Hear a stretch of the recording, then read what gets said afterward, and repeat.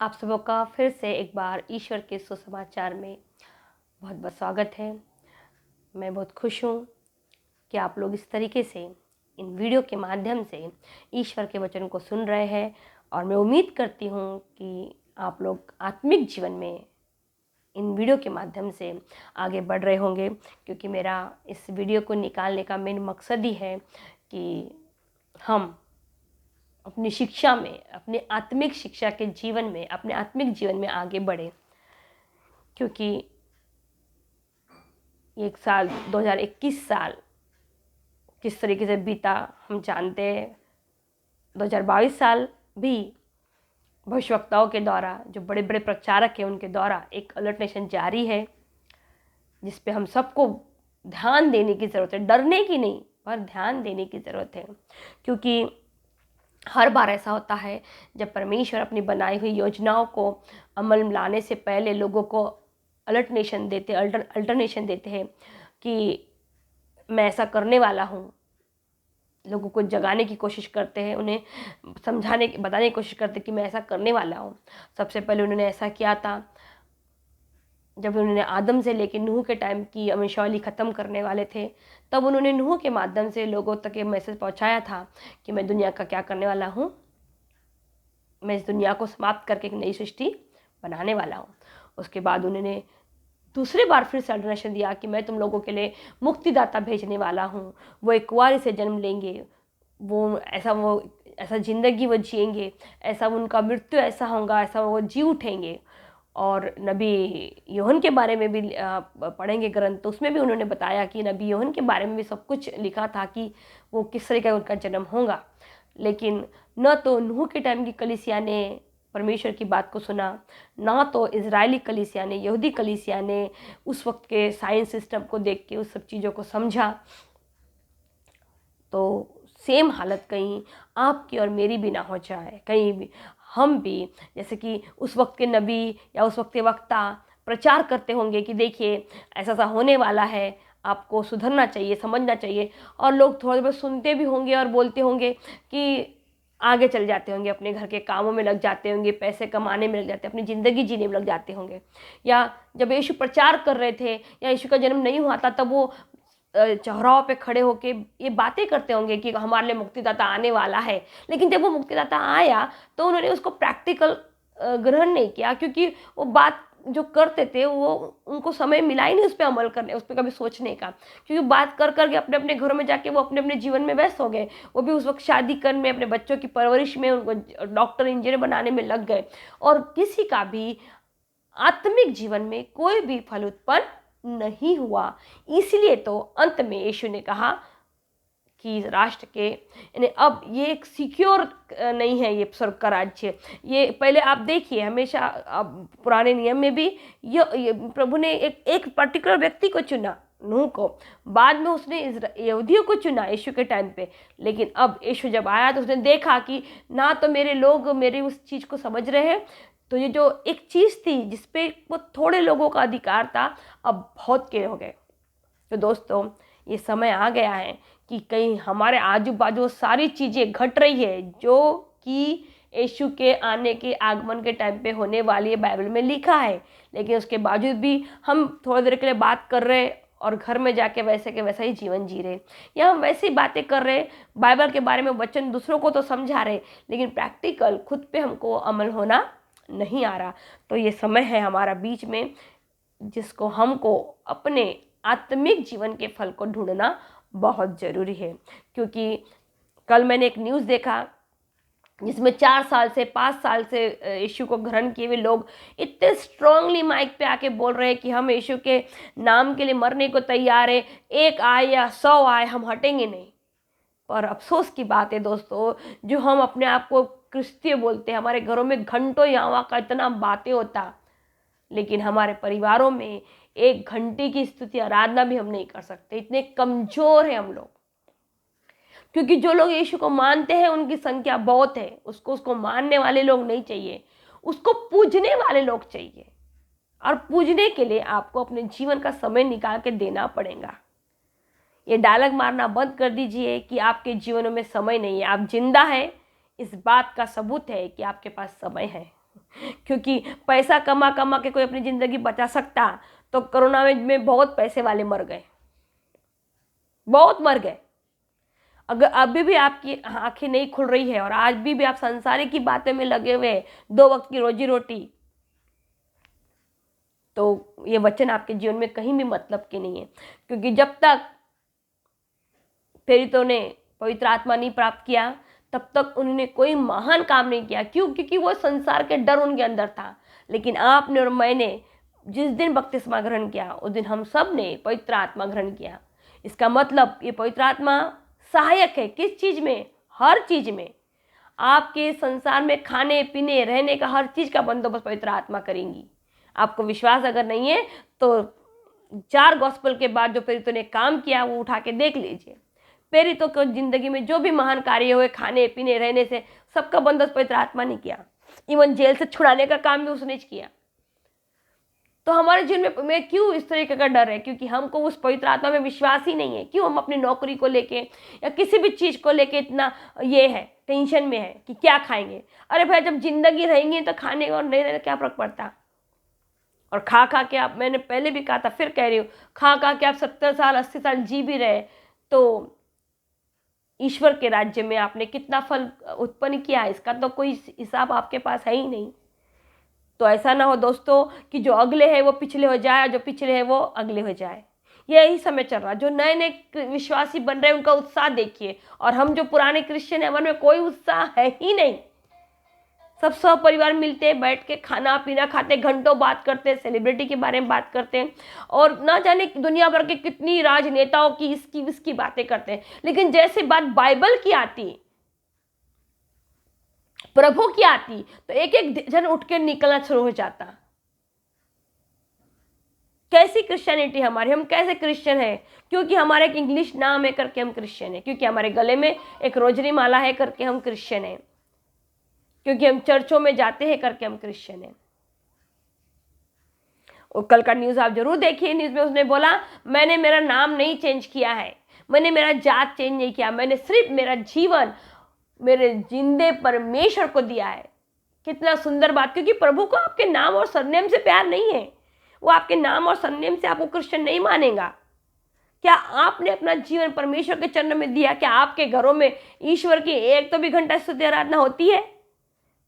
अब मानने वालों का दिन गया, अब दिन आया है उसको पूजने वालों का, और उसको पूजने के लिए तो आपको अपने जीवन का 1 घंटा देना ही पड़ेगा। तो दोस्तों, कहीं आपके जीवन में हर चीज का टाइम टेबल बनाए। ड्यूटी जाने का टाइम, आने का टाइम, नाश्ते का टाइम, लंच का टाइम, डिनर का टाइम, सोने का टाइम, उठने का टाइम। तो प्रभु की स्तुति आराधना करने का टाइम क्यों नहीं है? हो सकता है मेरी बातें थोड़ी सी कड़वी हो, लेकिन सच है। अगर, क्योंकि ये मैं नहीं कहती हूँ, आज से 2000 यीशु को आके और अभी जाके स्वर्गारोहण होके पूरे के पूरे 2001 साल हो चुके हैं। क्योंकि यीशु के स्वर्गारोहण के बाद 20 साल के बाद बाइबल लिखी गई है। इन 4 लोगों ने, संत लोगों ने अपनी कोशिश के माध्यम से बाइबल हमको दी है। और इतनी अच्छी बात यह है कि हमारे पास रेडीमेड चीज है। 2020 साल पहले कुरिन्थियों के इब्रानियों ने ये पत्र में अपने लिखा कि कलीसिया का जीवन कैसा होना चाहिए। तो मैं वो आज उसी चीज़ पे बोलने वाली हूँ। नया साल हमने मनाया, हम ईश्वर को धन्यवाद दे कि हमने जिंदा रहे इस नए साल में, 2022 साल में उसने हमको प्रवेश करने दिया। तो इसलिए नहीं दिया कि हम फिर से नौकरी करें, फिर से अपने बच्चों की पढ़ाई लिखाई कराएं। अगर आप अपने बच्चों को पैसे से जो कुछ मिलती है वो ला के देंगे, फ़ोन, मोबाइल, टीवी, लेकिन जो आध्यात्मिक जीवन है, जब आपके बच्चे ने बपतिस्मा लिया तो उसे आग और पवित्र आत्मा का पहले बात तो छोटे बड़े मेरे ख्याल से बपतिस्मा देना ही नहीं चाहिए। लेकिन अगर आपने दिया है तो वो माँ बाप की और धर्म माँ बाप की एक बहुत बड़ी जिम्मेदारी है कि उसके बच्चे को, उसके बच्चे के शरीर को आग और पवित्र आत्मा का बपतिस्मा मिला है। तो क्या माँ बाप और धर्म माँ बाप ने मिलकर उस बच्चे को आग और पवित्र आत्मा के उस बपतिस्मा का महत्व समझाया है? बहुत हालत खराब है। 4th क्लास के बच्चे लोग फर्स्ट कम्युनियन लेते हैं, उनको कुछ नहीं आ रहा, सिर्फ एक रट्टा मार के जा रहे हैं, क्योंकि रिवाज का पार्ट है 4th के बाद परमप्रसाद लेना है। बहुत बड़ी ताकत को ग्रहण करते हैं हमारे बच्चे, मजाक नहीं है। वो खाने के बाद आपका बच्चा 5 मिनट घुटने में बैठ के अगर ईश्वर को धन्यवाद देने योग्य नहीं है, तो फिर आपका बच्चा परमप्रसाद क्यों रीति रिवाजों के पीछे जा रहे हो? यही आज के पाठ में है। मैं जो बोल रही हूँ ना, ये मैं नहीं बोल रही हूँ, ये इब्रानी के पत्र में लिखा हुआ है। बहुत खराब हालत है, हमारी आत्मिक हालत बहुत खराब है। हमको किसी का भी नेगेटिविटी नहीं सुनने में तकलीफ है। हमको हमारा बुराई किसी से कोई अगर हमको कलेक्ट करे वो बर्दाश्त नहीं हो सकता। हम बहुत जल्दी हाइपर हो जाते। हमको नहीं बोलेगा इस डर से हाँ की कोशिश ही नहीं करते। बहुत गंभीर समय चल रहा है। मैं फिर कहती हूँ, अगर आप वाकई में ईश्वर के राज्य में प्रवेश करना चाहते हैं तो हम सबों को, आपको और मुझे आध्यात्मिक जीवन के फल उत्पन्न करने होंगे। हम सब नए क्रिश्चियन नहीं है 4 साल 5 साल वाले, तो जो ईश्वर से ये मांगते बैठे, जो कि मैं भी पढ़ूंगी। मैं पहले पढ़ती हूँ फिर मैं बोलती हूँ, शायद फिर आप उसको ये जोड़ सके बातों को कि मैं अपने मन से कुछ भी उठा के नहीं बोल रही हूँ। जो वचन मुझे बताता है मैं उसी को आपको बताने की कोशिश करती हूँ। इब्रानियों के नाम पत्र 6वां, आपको इब्रानी बोलते हैं, इसलिए हम मसीह संबंधित प्रारंभिक शिक्षा से आगे बढ़े। किसे बोल रहा है ये? 20 साल 30 साल के बाद ये बाइबल लिखी गई, तब इसमें एडिशन हुआ। तब वो जो नए विश्वासी थे उनके लिए नहीं, जो बहुत पुराने विश्वासी बन चुके थे, जिन्होंने यीशु के नाम से बपतिस्मा लिया था, उनके लिए ये पत्र लिखा गया है कि हम क्या ना करें। इसलिए अब हम मसीह संबंधित प्रारंभिक शिक्षा से आगे बढ़े। कौन सी शिक्षा थी? पहले मृत्यु की ओर से ले जाने वाले कर्मों के लिए पश्चाताप। पहले यही था, पश्चाताप करना था।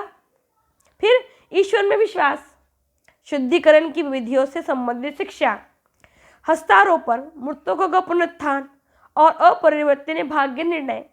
हम फिर से इन बातों की नींव न डालें, क्योंकि सारी चीजें तो यीशु ने आके खत्म कर दी। ये सब बातें ऑलरेडी परिपूर्ण हो चुकी है। हमारे को विश्वास किया, हमारे में कोई कमी नहीं है। हम मृतकों के पुनरुत्थान में 100% विश्वास करते। तो अब इसके बाद आगे क्या?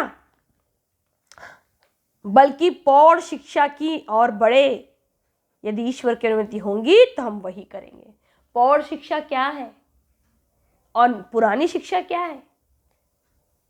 पुरानी शिक्षा में जो नए विश्वासी बन रहे थे, उन्हें चमत्कार चाहिए था, उन्हें चंगाई चाहिए था, यीशु के नाम का सबूत चाहिए था। लेकिन हमें वो सब चीज़ों की जरूरत नहीं है। हमें यीशु के जीवन में, हमको यीशु हमारे जीवन में चाहे जो दे, हमको यीशु के नाम में आनंदित रहना चाहिए। यही तो बाइबल, पूरी बाइबल उठा के पढ़ लीजिए आप। यीशु के सुसमाचार में, गॉस्पल में प्रेरित लोग यही बोल रहे थे कि हम यीशु के नाम पे कोड़े क्रूस खाते, लेकिन हम कोड़े खाते, लोगों की गालियाँ सुनते, लेकिन हम आनंदित हैं। क्यों आनंदित है भाई? एक नाम, यीशु के नाम से। तो क्या आपका और मेरा आनंद ऐसा है कि हम हर छोटे छोटे बात पे डिस्टर्ब है, हर छोटे छोटे बात पे परेशान है? मैं रहती थी, हर छोटे छोटे बात पे परेशान रहती थी, लेकिन जब से यीशु का सही आनंद समझ में आ गया और ये बात समझ में आ गई कि मनुष्य के हाथ में कुछ भी नहीं है।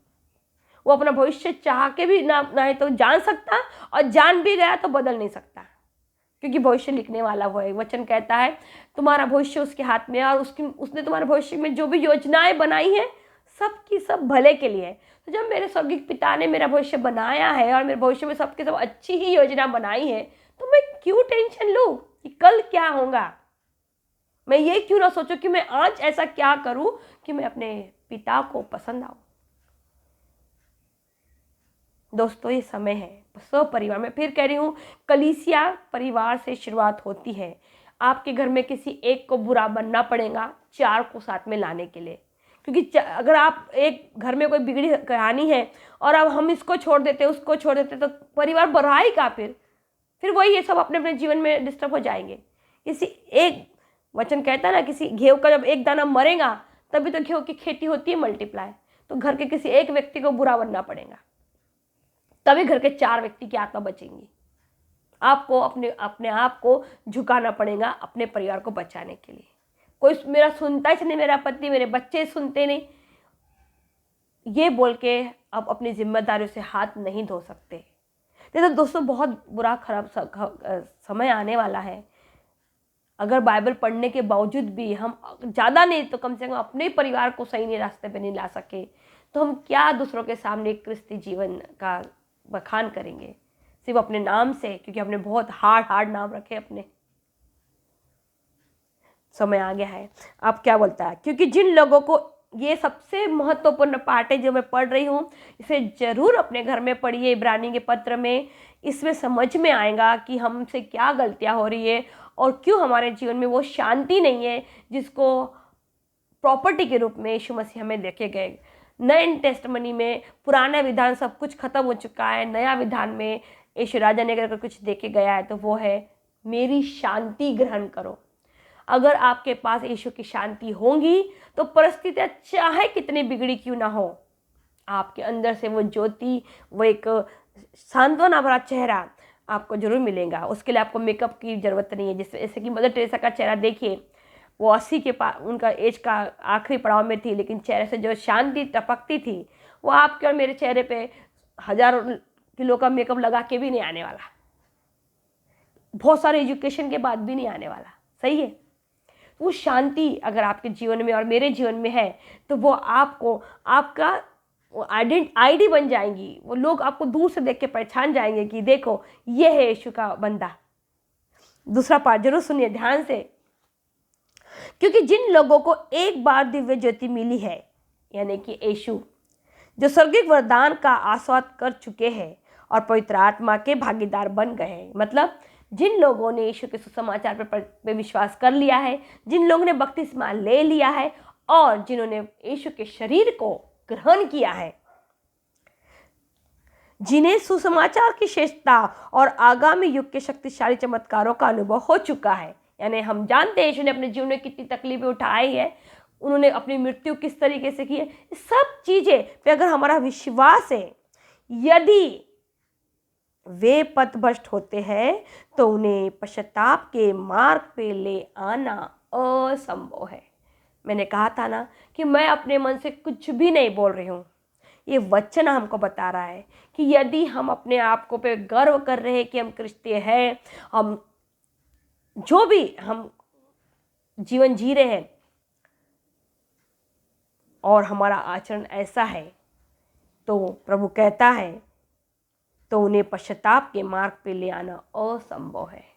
नए क्रिस्तियों को, नए लोगों को तो स्वर्ग के राज्य तक पहुंचाना आसान काम हो गया है। महत्वपूर्ण बहुत बड़ा सवाल ये है कि जो पुराने क्रिश्चियन हैं उनको स्वर्ग के राज्य तक कैसे ले जाए, क्योंकि उनको तो पता ही नहीं कि वो क्या है, उनके पास क्या शक्ति है। तो दोस्तों कहीं ऐसा तो नहीं कि आप और मैं उस क्रिश्चियनिटी के झंडे को लेके आगे बढ़ रहे हैं, लेकिन हम कब से पथभ्रष्ट हो गए, क्योंकि हम बार बार हम पाप करके बार बार यीशु को क्रूस पे चढ़ा रहे हैं। और हम अब चाहते हैं कि प्रभु तूने तो कहा था कि तू पापियों के लिए आया है, इसलिए हम पाप करते जा रहे हैं, तुझसे क्षमा मांगते जा रहे हैं, अब तो हमको स्वर्ग में लेके जा। क्योंकि उसके लिए यीशु कहता है, क्योंकि वे अपनी ओर से ईश्वर के पुत्र को फिर क्रूस पर आरोपित करते और उसका उपहास करते। मैंने कहा था मैं अपने मन से कुछ भी नहीं बोल रही। इब्रानी का पत्र 6वां अध्याय, इसको आप पढ़िए, तो 15 से लेके पूरा पढ़ेंगे तो बहुत बेस्ट पार्ट है, 1 से लेके 7 तक। इब्रानी का नाम पद 6-7 तक पढ़िए। वैसे पूरे के पूरे लेटर ही कलीसिया के लिए लिखे गए कि कलीसिया कैसी होनी चाहिए, कैसा उसका आचरण होना चाहिए, कलीसिया में कैसे लोग होने चाहिए। ये पत्र पढ़िए और अपने आप को डिसाइड कीजिए कि आप किस जगह अपने आप को पाते हैं। क्या आप ऐसी गलतियां बार बार करके यीशु को क्रूस पर चढ़ा रहे हैं, या आप ऐसे काम कर रहे हैं जिससे आपको देख के एक लेवल आगे पिता को खुशी मिल रही है कि ये बच्चा मेरा, इन्हें यीशु के बाद वो ऐसे बच्चों को ढूंढ रहा है जिसको देख के वो बोले कि ये मेरा प्रिय पुत्र है, इसकी सुनो। क्योंकि यीशु आए, यीशु को पिता ने अपना पुत्र माना और यीशु की वजह से हम भी उसके दत्तक पुत्र पुत्रियां बन चुके हैं। अब यीशु अपना काम करके चले गया, तो अब पिता का काम इस संसार में करेगा कौन? आप और मैं। तो क्या आप और मैं पिता के लिए कुछ कर रहे हैं? उसके उस राज्य के लिए, ईश्वर के उस राज्य के सुसमाचार के लिए हम कुछ कर रहे हैं? उसके तो कुछ करने की बात दूर है, हम अपने परिवारों को भी जोड़ के रखने में असमर्थ है। यही सच्चाई है। घर में 4 लोग हैं, लेकिन 4 लोग 4 दिशाओं में हैं। सिर्फ खाना खाने के लिए साथ में आते, लोगों को दिखाने के लिए वो है कि हम साथ में हैं, लेकिन हकीकत क्या है हम सब जानते हैं। लोगों को क्रेज हो चुका है, बाहर जाके जॉब करना है, जॉब करना है, जॉब करना है। क्यों जाना है भैया बाहर? सिर्फ वहां की लाइफ स्टाइल को अपनाने के लिए? मुझे लगता है इंडिया से अच्छा कोई देश नहीं इस वक्त यीशु के सुसमाचार के लिए। 135 करोड़ की आबादी है, यहाँ सुसमाचार का प्रचार नहीं करोगे तो कहाँ करोगे? यहाँ अपने आप को क्रिश्चियन नहीं साबित करोगे तो कहाँ करोगे? और सबसे मेन बात, अज्ञानी लोगों से भरा है, तो यहाँ नहीं दोगे तो कहाँ? आज भी ऐसे कई अन्य जाति के लोग हैं जो पत्थरों को अपने घरों में पूजते हैं। उनको नहीं पता कि वो पत्थर उनकी बातें नहीं सुनते, उनको उन पत्थरों से उम्मीद है। तो यदि हम उनको जिंदे ईश्वर के बारे में बताएंगे तो विश्वास नहीं करेंगे? जरूर करेंगे दोस्तों। पर उसके लिए आपको और मेरा जीवन तो इस योग्य होना चाहिए कि वो उसको देख के इस बात को स्वीकार करे कि हाँ ऐसे होते हैं क्रिस्ती लोग। उनको हमारे जीवन से कोई प्रेरणा, कोई उदाहरण मिल ही नहीं रहा है, वो तो उस चीज को एक्सेप्ट करेंगे ही नहीं। तो जरूर इस पे बात मानिए। नया साल 2022 महामारी की शुरुआत से हुआ है, कोरोना फिर से आ गया है, ओमिक्रॉन ऑलरेडी है, परिस्थितियां और खराब होने वाली है। मैं फिर बोल रही हूँ, मैं डराने के लिए नहीं बोल रही हूँ, लेकिन अगर आप बड़े बड़े महान प्रचारक को सुनेंगे तो वो जिन्हें पवित्र आत्मा भर भरा के मिला है, जिन्होंने अपना पूरा जीवन ईश्वर के चरणों में दिया, अपने बच्चों पत्नियों को छोड़ के पूरा प्रभु को सरेंडर किए हैं उन्होंने, और अपने बच्चों को भी, अपने पहलौठों बच्चों को भी यीशु के चरणों में डाले हैं। तो ऐसे लोगों की वीडियोस है फोन आपके यूट्यूब पे, जिस पे आप कंटिन्यू कुछ ना कुछ देखते रहते हैं। 10-5 मिनट का उनका वीडियो भी देखेंगे तो आपको बहुत कुछ सीखने को मिलेगा। दूसरा, जितना हो सके इंडियन लोगों को देखिए, प्रचारकों को। क्यों? फॉरेन लोगों को देख के वो एक अट्रैक्शन मत लीजिए, वो बहुत अच्छा काम कर रहे हैं, उनका नाम बढ़ रहा, बहुत अच्छा है। इंडियन लोगों को, क्योंकि ज़्यादा से ज़्यादा जो प्रचारक लोग हैं वो अन्य जाति से आए हुए हैं, तो वो हमारे पास एक बहुत बड़ा सबूत है दूसरों को बताने के लिए कि देखिए अन्य जाति से आया व्यक्ति आज कितना सुंदर क्रिस्तीय है। तो क्या उसकी जिंदगी में ऐसा उस एग्जाम्पल है सबसे ज्यादा। आपको उसको दूसरों को बताने की जरूरत ही नहीं पड़ेगी कि यीशु ने उसके जीवन में चमत्कार, वो खुद ही लोगों के सामने एग्जाम्पल है। आज सिंधी लोग कभी, मतलब अन्य जाति में सिंधी भाई लोग कभी नहीं आते, लेकिन अब सिंधी भाई लोग इतना सुंदर प्रचार कर रहे हैं। सूरज प्रेमरानी ब्रदर का सुनिए, इतना सुंदर बोलते हैं। सिर्फ 15-18 साल हुए हैं क्रिस्ती बन के। यह यूथ है, यंग है, और आत्मा का ज्ञान देते, कोई उसमें मक्खनबाजी नहीं है। कलीसिया को साफ साफ बोलते, यदि तुम वचन शिक्षा प्राप्त करने आना चाहते हो तो आओ, मैं तुमको खुश करने नहीं आता चर्च में, मैं यीशु को खुश करने आता। ऐसे नीडर प्रचारों की क्या जरूरत है? क्यों लोगों को खुश करने लगे हुए हैं हम लोग? क्योंकि वैसे भी तो प्रभु ही जीवन देने वाला है, हमें यीशु का नाम का प्रचार करना है। लोगों को क्या ठीक लगता है उसके हिसाब से प्रचार नहीं करना है, यीशु क्या बोलता है उसके नाम से प्रचार करना है। आज हमारे पास में 1 घंटे का भी पेशेंस नहीं है। दोस्तों जरूर इस पर मनन चिंतन कीजिए। पवित्र बाइबल के किसी भी वचन को मजाक में, हल्के में आप मत लीजिए। समय खत्म हो चुका है, समय आ गया है अपने आप को शुद्ध, पवित्र, धार्मिक करना। मैं जानती हूँ बहुत सारी कमियां हम में, लेकिन हमसे ज़्यादा ये बात हमारा स्वर्गीय पिता जानता है। यदि हम अपनी कमियों को से हट के अच्छाइयों पे ध्यान देंगे और पिता को अपनी अच्छाइयों से खुश करने की कोशिश करेंगे, तो पिता हमारी वो जो कमियां हैं वो पुत्र के उस क्रूस के लहू के द्वारा भूल जाएगा। लेकिन हम अपने कमियों के साथ ही आगे बढ़ते रहेंगे, कोशिश ही नहीं करेंगे कुछ अच्छा करने की, तो पिता हमें, क्योंकि वो चाहता ही नहीं एक भी आत्मा नाश हो, तो पिता हमें किस रूप में उस राज्य में प्रवेश देगा? बोलेगा बेटा तेरे में कमी है, तेरे पहले मैं जानता हूँ, क्योंकि सबसे पहला आदम तो मैं बनाया था ना, उसको तो मैंने सब कुछ दिया, उसके बाद भी उसके विचार ने उसको गड़बड़ी किया। तो मैं तो जानता हूँ तेरे में कमी है, लेकिन तूने ऐसा क्या किया, अच्छा ही क्या किया जिससे मैं तेरे को अपनी तरफ खींच लेता। तो अभी कोशिश ये कीजिए अपने अंदर की कमियों पे ध्यान देने के लिए, अपने अंदर की भी, आजू बाजू के वालों की भी कमियों को, क्योंकि किसी की बुराई करके या किसी की तारीफ करके आपको स्वर्ग का राज्य या नरक नहीं मिलता। आपको स्वर्ग का राज्य मिलता है आपके अंदर की अच्छाइयों को बाहर निकालने से, यीशु के अंदर लाने से, यीशु के अंदर अपने आप को लाने से। तो दोस्तों ज़रूर इस पर मनन चिंतन कीजिए। मेरा इन वीडियो का मेन मकसद ये है कि हम सब पौड़ शिक्षा का आचरण करें। यदि हम बहुत साल से क्रिश्चियन है, तो आप बिल्कुल नए नए क्रिश्चियन बने, फ्रेश क्रिश्चियन बने हैं, तो मुझे नहीं लगता। लेकिन अगर आप, मैं जितने भी लोग मेरे वीडियो देख रहे हैं, 30 35 36 लोग जिन्होंने वीडियो मेरा कंटिन्यू देख रहे आए अभी 1 साल से, ये सब के सब पैदाशी क्रिश्चियन है। मतलब 70-80 साल से इनके माँ बाप भी क्रिश्चियन थे, ये भी, इनके डैडी दादा दादी भी क्रिश्चियन थे, इनके बच्चे भी क्रिश्चियन हैं। तो अगर हम इतना गौर कर रहे हैं कि हम इतने सारे क्रिश्चियन हैं, तो फिर हमारा विश्वास और हमारा व्यवहार कितना पौड़ होना चाहिए। ठीक है दोस्तों, हमेशा व्यक्ति के ऊपर ध्यान न देते हुए व्यक्ति के शब्दों पर ध्यान दीजिए। अगर व्यक्ति के शब्दों में कुछ ना कुछ शिक्षा है, तो व्यक्ति चाहे जो भी हो उसे अवॉइड कीजिए, लेकिन शब्दों पर ध्यान जरूर दीजिए। आइए एक छोटी सी प्रार्थना से हम अपने वीडियो को स्वागत पे ले जाएंगे। इससे पहले मैं प्रार्थना करूं, वीडियो को बहुतायत में शेयर कीजिए, जितना हो सके उतना अपने लोगों तक इसे पहुंचाइए। मत सोचिए कि ये लोग ऐसे हैं, ये तो सुनते ही नहीं, ये तो देखते ही नहीं। आप दे दीजिए, सुनना नहीं सुनना उनका काम, किसी के बारे में आप मत डिसाइड कीजिए कि वो देखेगा कि नहीं देखेगा। हे स्वर्गीय पिता, मैं तेरा धन्यवाद देती हूँ प्रभु, सबसे पहले तो 2022 के लिए कि तूने मेरे सब परिवार को फिर एक नया साल देखने का मौका दिया है। और मैं उन सभी लोगों के लिए प्रार्थना करती हूँ प्रभु, जो इन वीडियो को